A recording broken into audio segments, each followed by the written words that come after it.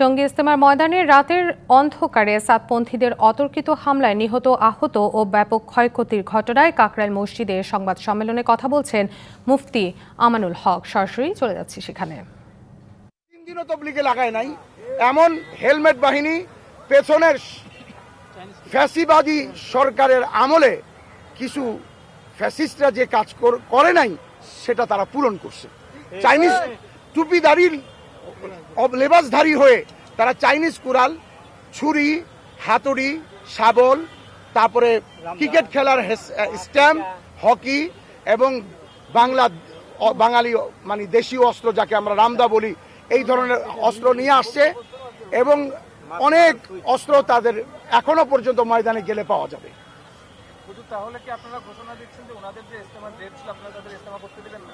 এখন আমরা বাংলাদেশে একটাই ইজতেমা হবে, 31/1/2 একটাই ইজতেমা হবে ইনশাআল্লাহ। এর মধ্যে দিয়ে যেহেতু তারা কিছুদিন আগেও কিন্তু আপনাদের কাকরাইল দখল নিয়েছিল এবং হঠাৎ করে ফজরের পরে তারা এই জায়গাটা পরিস্থিতি তৈরি করছে। সবচেয়ে এখন যে বিষয়টা হচ্ছে পরবর্তী যে সিদ্ধান্তটা আসবে বা আপনাদের পরবর্তী সিদ্ধান্ত আমি আপনাদেরকে বলি, আজকে আমরা একটা না বিশৃঙ্খলার আর কোনো সুযোগ নাই। আমরা জানি সরকারও এই ব্যাপারে আমাদেরকে সহযোগিতা করবেন। আমরা একটা পরিস্থিতির শিকার, আপনারা আজকে আর কোনো প্রশ্নোত্তর পর্ব দেওয়ার মতো পরিস্থিতি আমাদের নাই। আমরা এতটুকু বলেই শেষ করছি।